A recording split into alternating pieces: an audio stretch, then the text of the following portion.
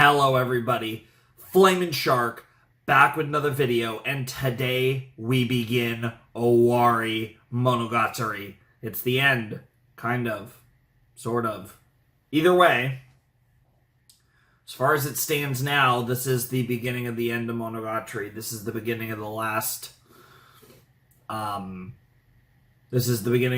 run. One of our longest runs. We'll be doing all the Owarimonogatari content in slot 1 moving forward, and then we'll start a really long anime. I am very nervous and excited for this. Very curious. I really don't know what to expect other than a hell of a lot of Ougi, because Ougi's only been teased a little bit in the series up to this point. We really haven't gotten much of Ougi, so absolutely they're going to kind of really be revealed as the puppeteer that's puppeting the strings of everything. So I'm definitely excited for Ougi.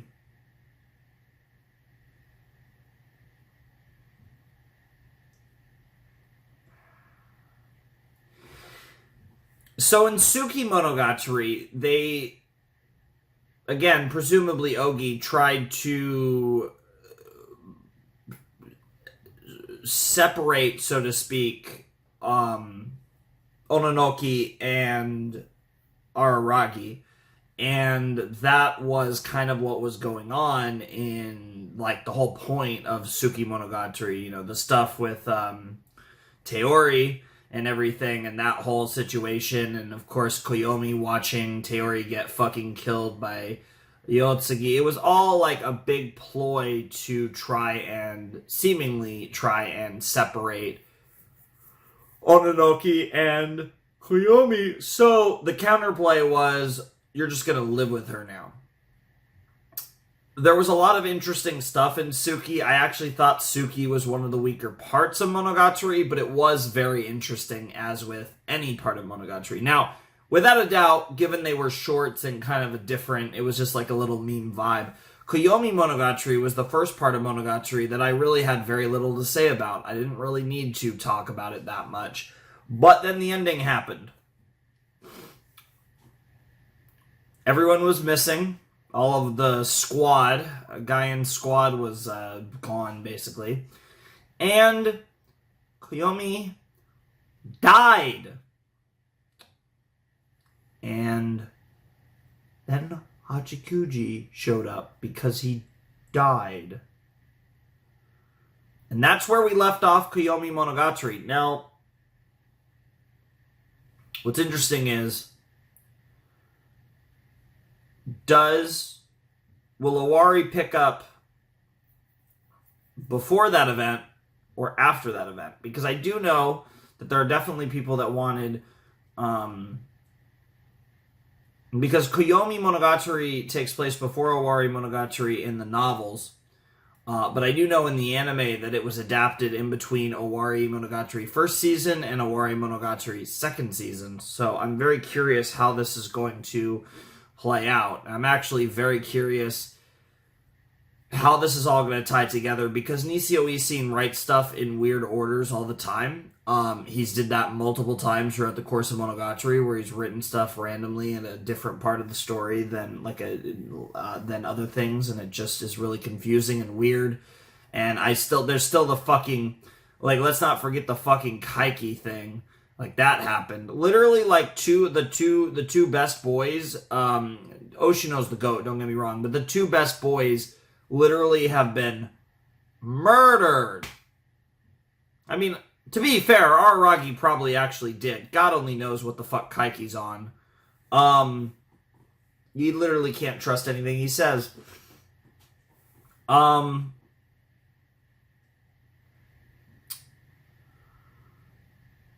I think Owari, the way it's set up, I do expect to see Oshino in Owari.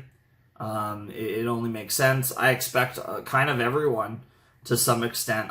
This is end story, even though it's apparently not actually the end of Monogatari, but as it stands now, it is for us.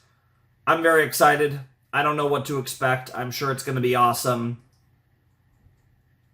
I mean, it's Monogatari. What else is there to say? This is going to be crazy. I'm so fucking hyped for this. So, don't think I have anything else to say. I'm sure I'll have a lot to say in the video. Maybe even some pauses. But let's not waste any more time. Ladies and gentlemen, boys and girls, it's time for Owari Monogatari, Episode 1. I don't know what the arc is called, and I don't know how long the arc is. I'm only doing episodes 1 and 2, so I don't know if it's just episodes 1 and 2 or what. But we're doing episode 1 of Owari Monogatari in 3, 2, 1, and play.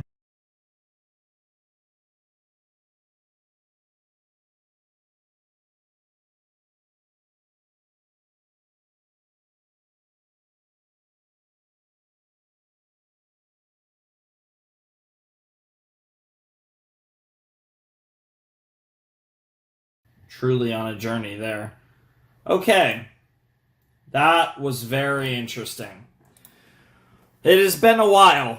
It has been a while, as always, since I've really experienced Monogatari. And, I think even in the last run of Monogatari, Suki was definitely Monogatari, but I feel like I said, Suki was, I think, one of the weaker parts, and Koyomi, for the most part, was just kind of its own little thing. This feels like the first time I'm really in some Monogatari since, Koi? Since the fucking Kaiki fucking nutted all over my face.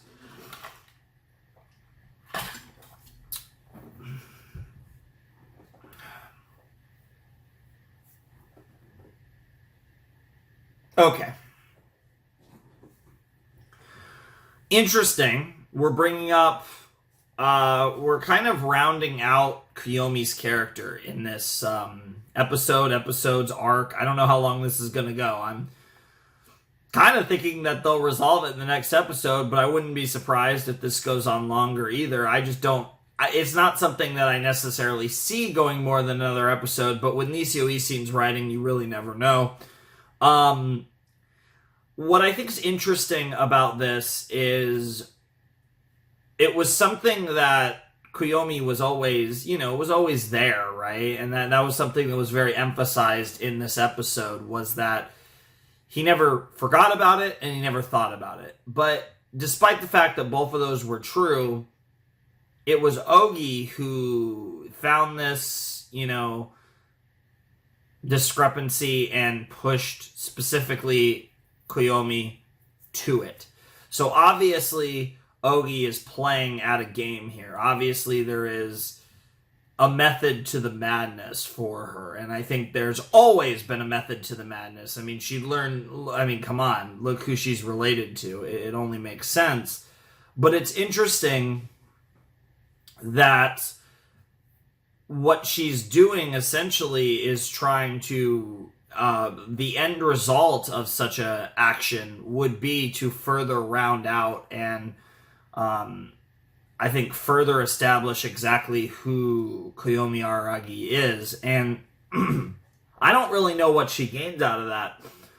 If anything, he's going to come out of this a better person, a stronger person than when he entered, and because he's essentially reliving and overcoming, hopefully, his past traumas of sorts. And I think that's really interesting. And like I said, this entire time, I haven't been able to get a read on Ougi, and none of this helped. Honestly, probably just made it even harder. I have no idea what this bitch is up to. And that's part of what I think the appeal of her character is. She's just so hard to read. And that's saying a lot, because this is a Monogatari, and Monogatari is nothing but reading, essentially, because it's nothing but dialogue, essentially. It's really interesting, though, how that's going to play out, and I'm very curious what the point A, what this point, how this gets us to the next point, and what's the play, and why was this the thing that was I'm going to hang out with Araragi and we're going to do this thing? What made this so relevant, so important that we had to focus on it? As far as the actual specifics here, Oikura Sodachi, or Euler, quote unquote, huge, class president, huge fucking nerd. Pretty cute looking, but she is really salty at Koyomi for not getting wrecked in math. Getting that 99 instead of that 100 that Koyomi could get, which obviously pissed her off. I'm assuming that Oikura was the individual, and I don't really have any basis for it other than, like I said, conservation of characters and just general sauce. Like, I don't really have any deeper reason as to why I think it was her, but I think narratively it would be weird to be any other character. But maybe they'll surprise me and it will be one of the blank characters. What's also interesting here is the fact that the opening was very Monogatari, but again, the color palette was non-existent. It was it had a subdued nature to it, and I think it really had an interesting vibe to it. It did kind of feel like we were in Owarimonogatari, despite the fact that there wasn't really, I think, anything that was, intrusively saying, "Hey, this is the beginning of the end," even though, again, probably really isn't, but you get my point. I find it very interesting that we were at that point where the opening, and I don't fully know how to describe exactly what it was that made it feel that way, but the opening did give off that vibe of this is the beginning of the end of Monogatari, and I don't know what it was exactly. Again, it's just that fucking vibe that Ougi has, and Ougi has such a great vibe, and it was so perfectly encapsulated in the opening, and I fucking love that about it, and it's just so weird, and I just don't know. It's really fucking weird, and I loved it. I thought it was a really cool opening. The song was good. The song didn't blow me away, but it was quite good. Definitely enjoyed it. Probably will like it more and more the more I hear it. Although I might not hear it much more in videos. For all I know, it'll end we're only getting it one more time potentially. I don't know. Who knows if we'll still be on Ougi formula in the next set. But whatever the case may be, I really did enjoy that episode, and I'm really curious how this is all going to resolve, because we're in a position now with Ougi and Koyomi that Koyomi essentially has to solve something from 2 years ago without any of the people that were actually involved to question or anything. So he has to, deep down inside, he has to essentially know the answer already. Because he's not going to really figure it out. He has to have already subconsciously figured it out. And he probably has, but I think that'll be interesting. And I'm curious to see what that revelation will do to him and what the point of all this is from Ougi's perspective. It's going to be really interesting to find all of that out.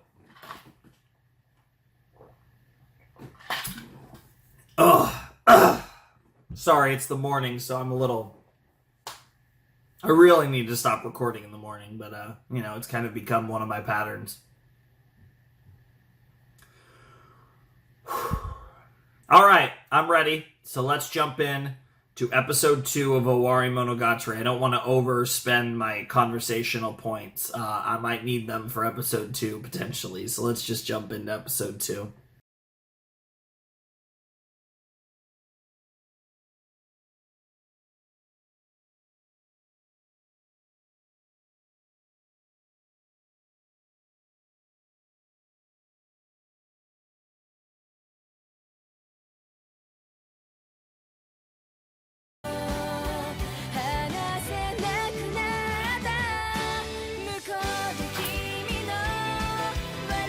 This is a really cute ED. I really like the Monogatari EDs. They're not that... Obviously, they're not very complex, but I like the creativity in them. And I do really appreciate that they are the way they are. Like, I do really appreciate it, and obviously, you know, honestly, their EDs are a lot more creative than some I've seen, and if any series was to get a pass anyways on the EDs, it would be Monogatari, which does all these super creative OPs and has so many of them. Just the sheer fact that they make an OP for every fucking arc, basically, is beyond impressive, and something that I would fucking love if that was more common in anime, but I understand why it isn't. It's insane that they do it in the first place. It's fucking phenomenal. Anyways, that was episode 2 of Owarimonogatari, and given how it ended, I assume that is the end of the Ougi formula arc. I believe, so, how many episodes do we have? Yeah, because we still have a fair amount of Monogatari videos. Yeah, I have another, 7 Monogatari videos, it looks like, on tap. Because, Owarimonogatari is 13 episodes. Owarimonogatari second season is 7 episodes. So there's 20 episodes, basically, of Owarimonogatari. And then there's Zoku Owarimonogatari. So there's actually a fair amount, like I said. This is, I think as far as sets go, I think of all the rounds of Monogatari, this is the longest one I've done. Because Kabuki, Hana, Otori, Oni, Koi. Yeah, this will definitely be the longest run of Monogatari videos without a break. I think that was kind of part of the idea, was that the last run would be the longest, and that's just all of Owari, so it works out quite well. But, I think I can officially say now, I don't think I felt confident enough in it until this point. I think I fucking love Ougi. What a shocker, right? I basically love everyone in this show. I love Ougi. She's awesome. She's such a fucking weirdo. And, in the best kind of way. And it's just, it's just, you can tell that she's, playing a game, but, at the same time, there's clearly a method to it, the madness, like I said, and it's really interesting with her, because it's you're in her fucking world, but you can't, but what do you do about it, right? It's, a weird thing. I really appreciate the way that she's written as a character. She feels unique in a world of very unique characters, and I think every character in Monogatari has a lot of unique characteristics that make them feel different than every other character, but Ougi stands apart to me maybe even more than even the people in the former occult college club. Those characters, the older characters, are really unique in this series, right? Oshino is super unique. Kaiki is the GOAT. But, as unique and special as they are, I feel even they, there is a bit of overlap between the girls, and to me, I honestly do think there's a bit of an overlap between the guys there with Kaiki and Oshino. I don't feel Ougi has some of the characteristics that reminds me of those potatoes, but I feel Ougi is unique enough to where I don't really think there's a character quite like her in this story, and I fucking love that. I think that's so cool, because there's just so many unique characters, and it's not just characteristics, it's their full character profiles that really make them unique. And I think Ougi is one of the best examples of that. And I think it's going to be so interesting to get more and more of her, because I fully expect that Owari is going to be all about her. She's been built up forever, and they've done very little, almost nothing with her. So it only makes sense that we're going to get the payoff of her being center focus, center stage for most, if not all, of Owarimonogatari. And I'm here for it. Now, obviously, there's a lot of other things that we have to resolve, like when Aragi dies and all of that shit. There's a bunch of shit that is going to come up at some point that I'll be very curious to see. But for the time being, we are approaching college. We're getting near that boundary point, and I'm very curious to see how it all plays out. And I'm really excited because we're here. Like, it feels amazing to say we're doing Owarimonogatari. I can't believe we're at Owarimonogatari. It's phenomenal. Like, it's crazy. I'm gonna miss this series so much. You guys know I'm gonna miss this series. This has been an on-again, off-again journey. Now that I'm at Owari, I am so fucking happy that I took the slow road. And I know you guys, it was pain for you guys. But now that I know that the next time Monogatari leaves the rotation, it's not coming back probably for years. That makes me really happy that I took this kind of approach, and I've gotten to really savor Monogatari in a way that I normally wouldn't with another series. And now, as we reach the end of Monogatari, I'm just happy to be where I am with the show and ready to give it this amazing farewell, because so far Owari is off to a very interesting start. I mean, we got 2 entire episodes almost solely focused on interaction between Ougi and Koyomi. There was a little bit of Kambaru in there at the beginning, there was a little bit of Hanakawa at the end, and of course in the flashbacks we met our Euler here, and she obviously, Oikura is obviously going to be important because the ending of episode 2 had the reveal, not that we actually saw her, but had the reveal from Hanakawa that she's back and that she basically replaced Tetsujo. And that makes a lot of sense because now she's going to be here for like the rest of the year into graduation and all that. And that's cool. And it's the same thing where it's just like she was so disgusted with everything, but now there's a little bit of coincidence here because obviously Tetsujo's gone, and obviously that's someone that she probably felt an even deeper disgust for, but I don't know. This is really interesting. I'm very curious. I wasn't really expecting to meet any new characters at this stage, but I'm very curious to meet a new girl that looks like she's going to be important and play a role in this, and I'm very curious what her dynamic with Koyomi is going to be, what their interactions are going to be like, and how that's all going to tie into the grander story of Owarimonogatari, and whether the themes of what is truth, what is just, and the themes of how, what Koyomi did to cope with everything, and if those themes are the themes of Ougi formula, or are going to be larger themes throughout the entirety of Owarimonogatari, or at least Owarimonogatari first season, potentially. There's so many ways that they could go about this, and I'm just curious how they're going to push it forward, and how the inclusion of Oikura is going to be involved in that. So there's just so many great things that I'm so excited for. Monogatari is such a treat. It's always a treat when I get to come back to this series. Suki and Koyomi was a little bit of a cock tease. It was nice, but obviously when we did like Kabuki and Hana and Otori and Oni and Koi and like that whole chunk or whatever, like that was hot. That was hot. And of course, and I think, whereas, and even, obviously, and then if you want to go further back, when we did Neko, when we did, Nisei, Kizu, Bake, all that stuff. But,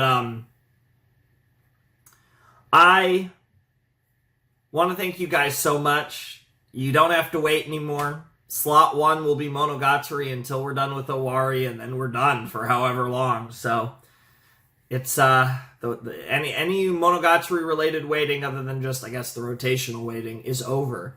We are on the end story now, and I am so fucking hyped. You guys know that I love this show, and this has become one of my favorite anime of all time, and I'm so excited to see what Owarimonogatari shapes up to look like.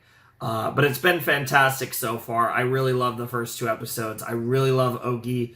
And yeah, my background actually is a really cool Monogatari background, and it's basically it's basically kind of like it's them. It's basically like them. It's like I think it's meant to be kind of like them all like ready to confront Nadeko, because it's got like it's a really cool art where it's like Kiyomi's in the center, and he's holding hands with Senjo, who has like her fucking like pencils and fucking like rulers and scissors and a bunch of her shit in her left hand. Her right hand, of course, is attached to Koyomi's left hand, and then he's got the sword. And then you got like teenage Shinobu kind of like over his shoulder, like got her arm wrapped around him, like, and it's a really cool shot. And then you got Hanakawa over here just like doing a little nyeh with like the ears, and then you got fucking Kambaru out here like with the whole thing in the yellow raincoat, and it's kind of like I don't think it fully makes sense. But it's really fucking cool art. I've had this as my background for a long time now. I don't change my background on my computer very often. Honestly, I might be kind of due to change it soon, but it's been a Monogatari one for a long time. And I don't give away my background on my computer very easily. So, yeah, kind of a weird tangent there. But my point is I really love this show. I think this is just a phenomenal series. You know, Nisio E seems a fucking psychopath, and Shaft is goated for making this.